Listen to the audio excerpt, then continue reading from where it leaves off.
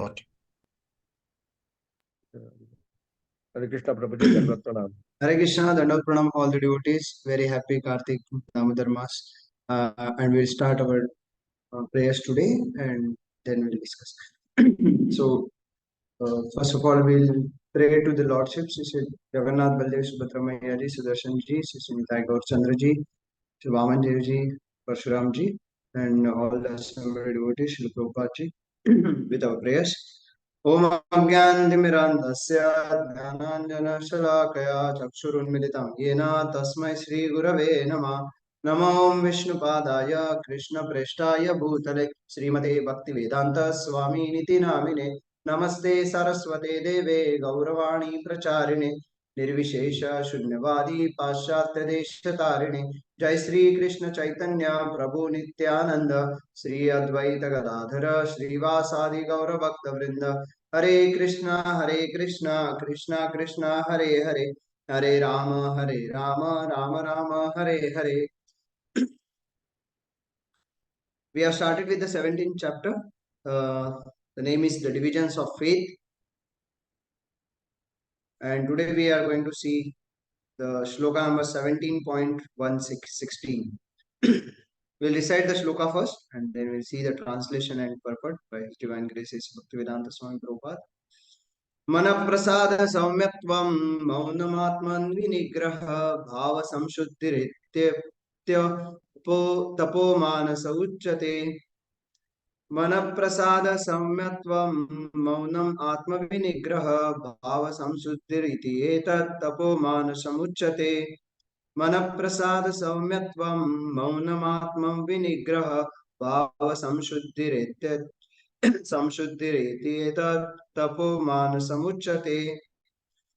Translation and purport by His Divine Grace A.C. Bhaktivedanta Swami Prabhupada, Jai Shri Prabhupada. Before this two shlokas, Krishna was telling the austerity of body and austerity of speech, and the continuing the shloka, Prabhupada was telling, and satisfaction, simplicity, gravity, self-control, and purification of one's existence are the austerities of mind. Therefore, the translation start with and. So before two austerities were ended, and this third in this shloka, Krishna is explaining about the austerities of the mind. So Prabhupada is writing that there are three austerities mentioned. First is austerity of body, austerity of, then second is 17.15 is 17.14 is austerity of body, 17.15 is austerity of speech, and 17.16 is the most important thing, that is austerity of mind. So with what austerities of mind, मन की कौन सी तपस्या है, what austerities of mind when we perform, then we'll get the control over the mind, and that is the satisfaction, simplicity, gravity, self-control, and purification of one's existence. So these five things are explained. We'll read through the Prabhupada's purport, how Prabhupada is giving the analogy and purport, that we'll see.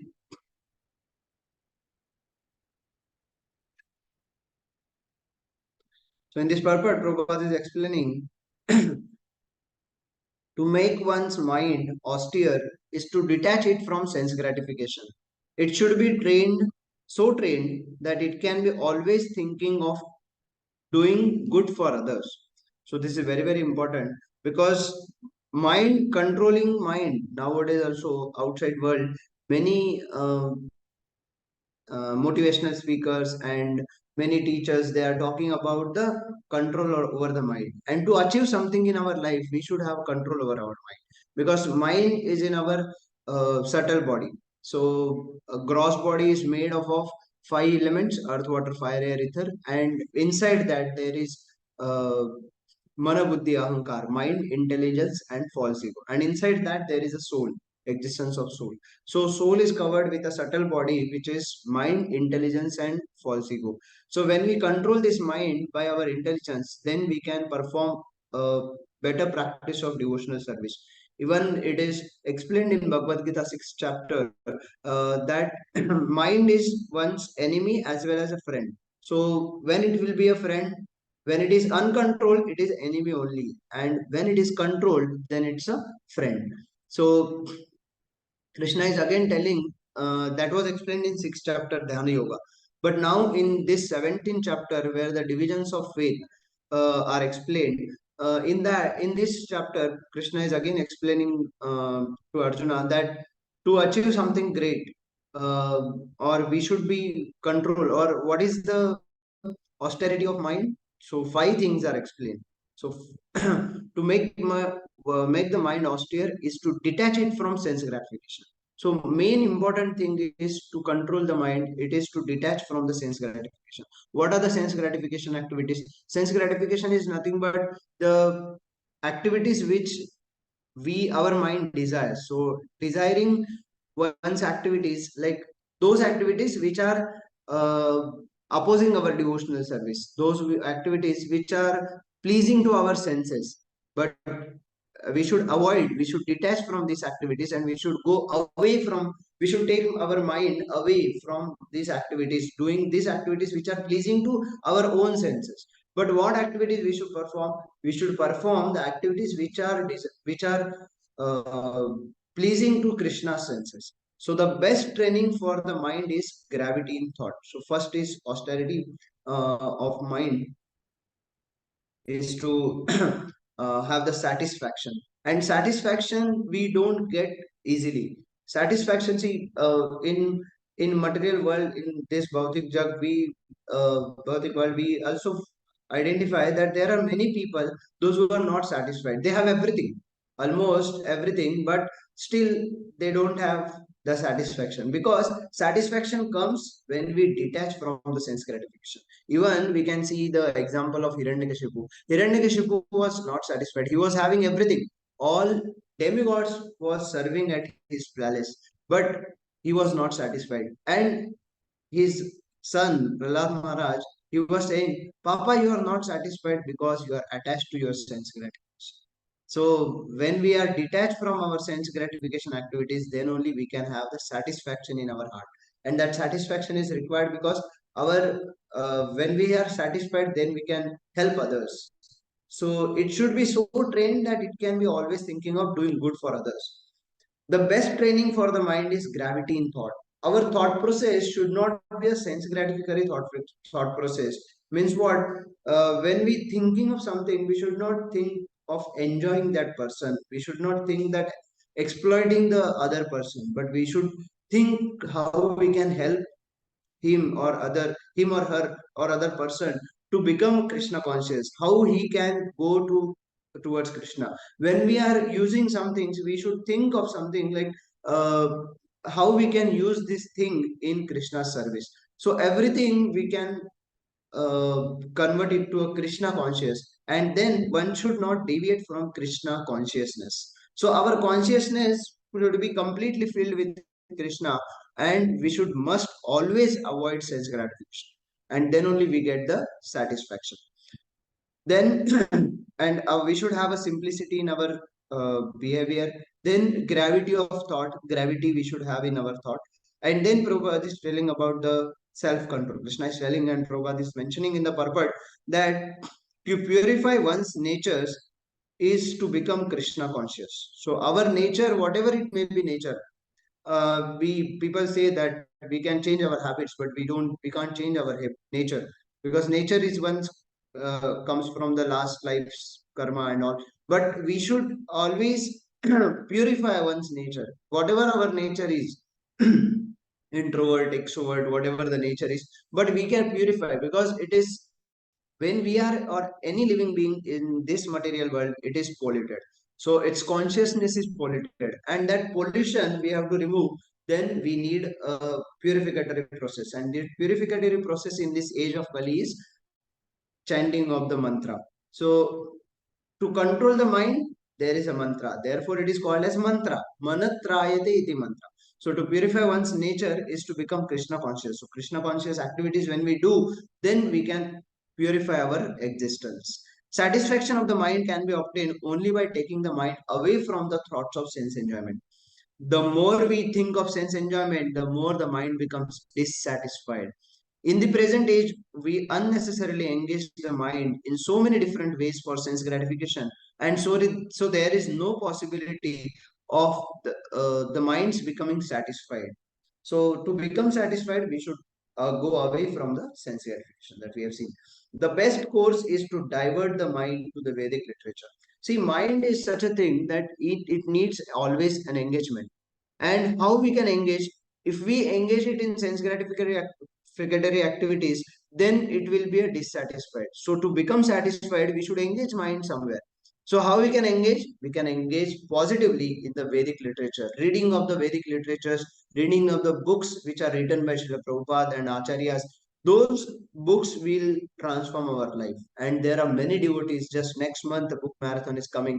And there are many devotees who join Krishna conscious, who are in Krishna consciousness now only because of Srila Prabhupada books. And Prabhupada has given his life and soul for writing books. At the night, 12 o'clock to morning 6 o'clock, he used to write the book. So at least we can take 10 minutes every day to read this book, 10 to 15 minutes or half an hour, whatever time we can give. But every day we should read, which is full of satisfying stories. So the best course is to divert the mind to the Vedic literature, which is full of satisfying stories. So when we want to control, when we want to satisfy our mind, we should engage it in the reading of the Vedic literature, which is having very satisfying stories, many stories which are satisfying, and by the stories we get the analogy or we get the examples in front to follow. So ideal stories, ideal examples we get from the Vedic literatures, mainly the Srimad Bhagavatam and Srimad Bhagavad Gita, which we are reading.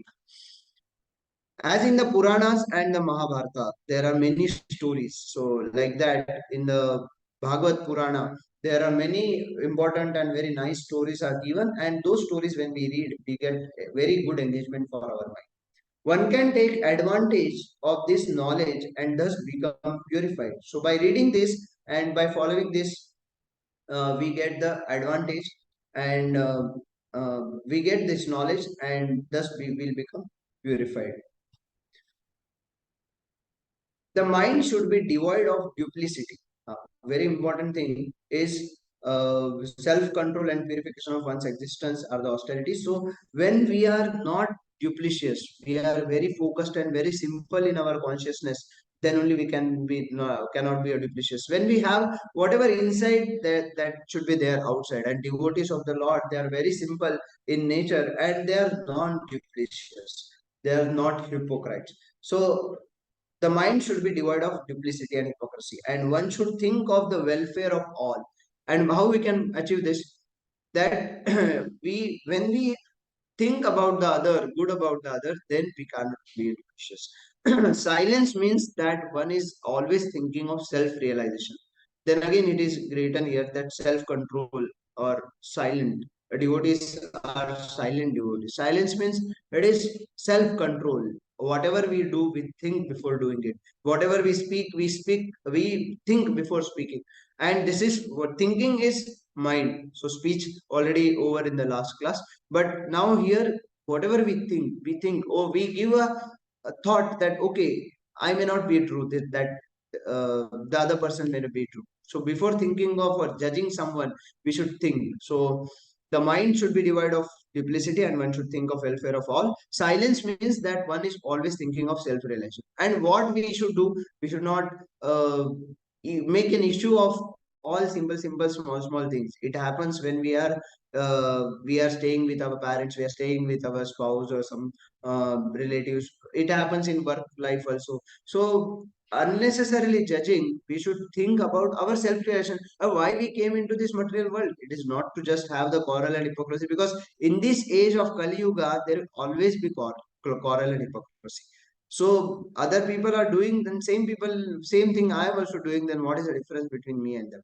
So we should, by our behavior, by our exemplary activities, the other people should feel inspired and they should follow the process of Krishna consciousness. And that silence means that one is always thinking of self-realization. Self-realization means what is my aim of my life, who I am. So this is like DYS, discover yourself course. So when we are self-realized, when we understand, yes, my life, I'm not this body, I'm spirit soul, and my life is to go back to Godhead. So when we self-realize this, then only we will be controlling over the mind. And that is the one of the austerity. The person in Krishna consciousness observes perfect silence in this sense. So control of the mind means detaching the mind from sense enjoyment. One should be straightforward in his dealings and thereby purify his existence. Very important thing. We should be straightforward. Devotees are not duplicitous and they are very straightforward. What is there in their mind or what is there in their heart, it comes out because it's a Gigo principle and it should come out. Gigo principle means good in, good out. When we pour good inside our memory, inside our heart, then only good will come out for others and it will become a lineage like when we do good for others, the juniors will do good for others, their juniors, and it will be a legacy. And it happens in Krishna consciousness. Prabhupada's disciples, now they are doing very good in the society. They are preaching in very nice activity, preaching very nicely in the society, and all over the world Krishna conscious activities are flourishing. And all these qualities together constitute austerity in mental activities. So what are those activities? First is satisfaction, simplicity, gravity, self-control, and purification of one's existence, or the austerities of mind. So when we have all these austerities, then we can control over the mind. So we will stop here for this today. Thank you very